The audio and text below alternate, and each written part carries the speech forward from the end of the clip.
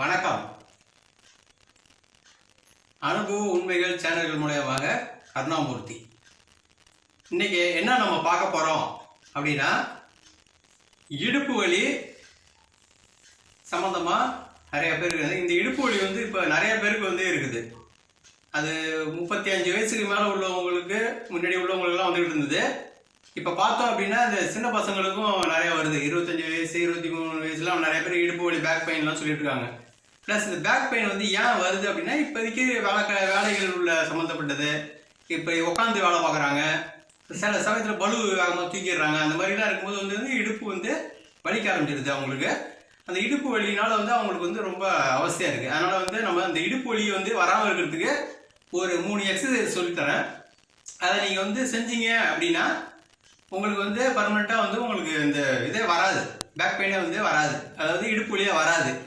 அதாவது நீங்கள் டெய்லியும் காலையில் ஒரு அரை மணி நேரம் இது ஸ்பெண்ட் பண்ணி தான் ஆகணும்.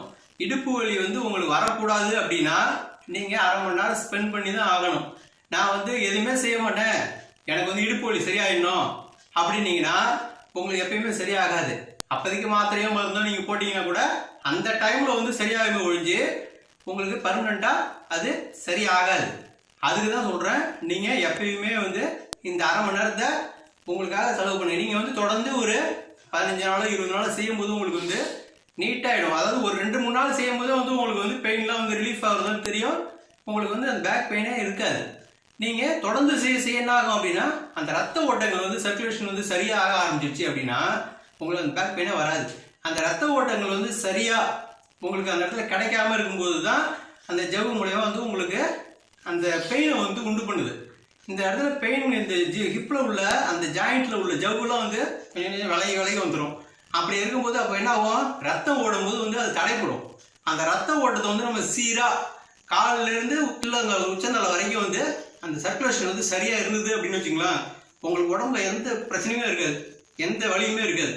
அதனால நான் இப்போ சொல்லிக் கொடுக்குற 3 எக்ஸசைஸ் தொடர்ந்து செஞ்சுட்டு வந்தீங்க அப்படின்னா உங்களுக்கு இந்த ஹிப் பெயின், அதாவது இடுப்பு வலி எப்பயுமே உங்களுக்கு வராது. இப்போ நான் அந்த எக்ஸசைஸ் ஒன்று ஒன்றா நான் சொல்லித்தரேன், நீங்கள் பாருங்கள். இப்போ அந்த யோகாவில் 3 எக்ஸசைஸ் இருக்குது. அந்த எக்ஸசைஸ் சொல்லி கொடுக்க போகிறேன், பாருங்கள். ஃபஸ்ட் யோகாவில் இது ஸ்டார்டிங் பொசிஷன், இது ரிலாக்ஸ் பொசிஷன். இந்த ரிலாக்ஸ் பொசிஷன் போயிட்டு இப்போ நம்ம ஃபஸ்ட் எக்ஸசைஸ் பண்ண போகிறோம். அது ரிலாக்ஸ் பொசிஷன். இப்போ சிட்டிங் பண்ணிக்கணும், உட்காந்துடணும். இது உட்காரும் போது இது ரிலாக்ஸ் பொசிஷன். அதுக்கப்புறம் இங்கே சேர்த்து வச்சுட்டா ஸ்டார்டிங் பொசிஷன். அதுக்கப்புறம் இந்த கால் லெஃப்ட் காலை இங்கே வச்சுக்கணும், ரைட்டு காலை இங்கே வச்சுக்கணும். இது வஜ்ராசன பொசிஷன். இப்போ என்ன பண்ண போகிறோம் அப்படின்னா, இப்போ அந்த பேக் பெயினுக்கு உண்டான எக்ஸசைஸ் செய்ய போகிறோம். இந்த பொசிஷன்லாம் கரெக்டாக இருந்ததுன்னா நல்லாயிருக்கும். அதுக்காக தான் பண்ணுறேன். நீங்கள் டேரெக்டாக அப்படி பண்ணால் கூட பண்ணலாம். கை வச்சுட்டு உபயோகப்படுத்துங்க. படுத்திருக்கும் போது இது ஸ்டார்டிங் பொசிஷன். ஸ்டார்டிங் பொசிஷன் முடிஞ்சோடனே நம்ம எக்ஸசைஸ்க்கு போக போகிறோம். பாருங்கள், இந்த கையை இங்கே வச்சிங்க, இந்த கையை இங்கே வச்சிங்க. காலையும் கீழே மூடிக்கிட்டு அப்படியே பாடியை மேலே லிஃப்ட் பண்ணணும். அது லிஃப்ட் பண்ணி ஒரு 20 கவுண்டிங் நம்ம அங்கே இருக்கணும். ஃபஸ்ட்டு பாடி லிஃப்ட் பண்ணும்போது மூச்சை இழுத்து பிடிச்சிக்கிட்டு லிஃப்ட் பண்ணுங்க. லிஃப்ட் பண்ண பிறகு அந்த மூச்சை ரிலாக்ஸ் பொசிஷனை விட்டு, அதாவது மூச்சை நார்மல் மூச்சு கொண்டுட்டு போகணும். பாருங்க, இப்போ நான் செய்கிறேன். நார்மல் மூச்சில் 20 கவுண்டிங் அங்கே இருக்கணும். அதுக்கப்புறம் மூச்சை இழுத்து பிடிச்சிக்கிட்டு கீழே இறங்கணும். சரிங்களா? பாருங்க, 1 2 3 4 5 அப்படியே ஒரு 20 முடிஞ்சோடனே அப்படியே பாடி பொறுமையாக லிஃப்ட் பண்ணி இந்த காலை இப்படி ரிலாக்ஸ் இப்படியே படுத்துக்கணும். இது கொரக்கடைல் பொசிஷன் சொல்லுவாங்க. Relax crocodile position. இந்த கொரக்கடைல் பொசிஷனில் ரிலாக்ஸ் பண்ணிவிட்டு அதுக்கப்புறம் திரும்பவும் அதே பண்ணணும். ஒரு 20, மொத்தம் 40 பண்ணிக்கணும்.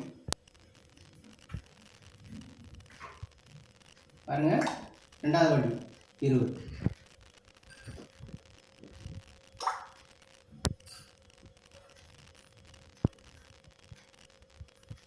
20 கவுண்டிங் முடிஞ்சோடனே பாடியை பொறுமையாக வச்சு சரிங்களா? 20 கவுண்டிங். அடுத்தது எக்ஸசைஸ் என்னன்னா அதுலேயே ஒன்று. அடுத்த எக்ஸசைஸ் 2 காலையும் சேர்த்து வச்சுக்கிட்டு இந்த கையை இப்படி வச்சுக்கிட்டு இந்த தண்ணியில் தம்பட்டை அடிக்கிற மாதிரி இதை மாதிரி ஒரு 20 40 கூட செய்யலாம் முடிஞ்சா. செஞ்சீங்க அப்படின்னா இந்த ரத்த ஓட்டங்கள் வந்து நல்லா சீராக ஓடும் முதுகெலும்பு வழியா. அருமையான ஒரு எக்ஸசைஸ் இது. உங்க இடுப்பு வந்து ஸ்ட்ராங் ஆகும். 20 முடிஞ்சோட ரிலாக்ஸ் கொரடு பொசிஷன் முடிஞ்சோடனே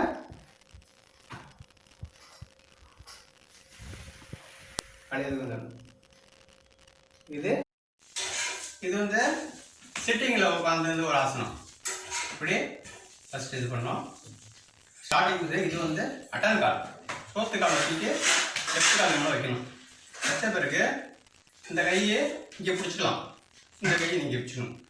இப்போ ஸ்ட்ரைட்டாக இருக்கும் 90 டிகிரி வச்சுக்கிட்டு அப்படியே பாருங்கள். அப்படியே பொறுமையாக மூச்சை பிடிச்சிக்கிட்டு கீழே பொறுமையாக போகணும். போயிட்டு எவ்வளோ போக முடியுமோ அவ்வளோ போயிட்டு மூச்சை விட்டுடலாம். நார்மல் பொசிஷன் போகணும். நார்மல் மூச்சு, நார்மல் மூச்சு. அதில் 20 கவுண்டிங் அதே பொசிஷனில் இருக்கணும். உடனே எவ்வளோ கீழே போக முடியுமோ அவ்வளோ இது போகலாம். 20 கவுண்டிங். அப்புறமா மூச்சை இழுத்து பிடிச்சிக்கிட்டு அப்படியே மேலே எழுந்திரிச்சிடணும். இப்போ பார்த்தீங்க அப்படின்னா இந்த கால், இந்த இடுப்பு எல்லாம் நரம்புகள் நீட்டாக போயிட்டு ரத்த ஓட்டங்கள் சீராக ஓடும். அப்போ பார்த்தீங்க அப்படின்னா இந்த இடுப்பு வலி ஒரு 2 நாள் பண்ணும்போது தெரியும் உங்களுக்கு இடுப்பு வலியே வராது. இடுப்பு வலியே போயிடும் சுத்தமாக. அதே மாதிரியே ரைட் கால் எப்படி செஞ்சீங்களோ அதே மாதிரியே லெஃப்ட் கால் அப்படி தூக்கி மேலே வச்சுட்டு அதே போல மூச்சை இழுத்து பிடிச்சிக்கிட்டு கீழே போகணும். அதே மாதிரி 20 கவுண்டிங் பண்ணணும். நார்மல் மூச்சில் 20 கவுண்டிங் முடிச்ச பிறகு மூச்சை இழுத்து பிடிச்சிக்கிட்டு அப்படியே மேலே வரணும், வெட்டணும். இப்போ நான் சொல்லி கொடுத்தது இதில் 20 சொன்னோம்ல, இந்த 20 முடிஞ்சோன்னா திரும்பி அதே மாதிரி இந்த காலையை திரும்பி மேலே போட்டு திரும்பி 20 மொத்தம் 40 இதில் 40 பண்ணியாச்சுன்னா இந்த இடுப்பு அவ்வளோ பிரமாதமான ஸ்ட்ரென்த்தாக இருக்கும். உங்களுக்கு வந்து இடுப்பு வலியே வந்து வராது. இது டெய்லி நீங்கள் பண்ணீங்க அப்படின்னா உங்களுக்கு எந்த வித பிரச்சனையும் இருக்காது. இது வந்து டெய்லி கம்ப்யூட்டர் ஆப்ரேட் பண்ணுறவங்களுக்கு, எப்பயுமே உட்காந்து வேலை பார்க்குறவங்களுக்கு, இவங்களுக்குலாம் ரொம்ப உபயோகப்படும். இதை செய்து பயன்பெறுங்க.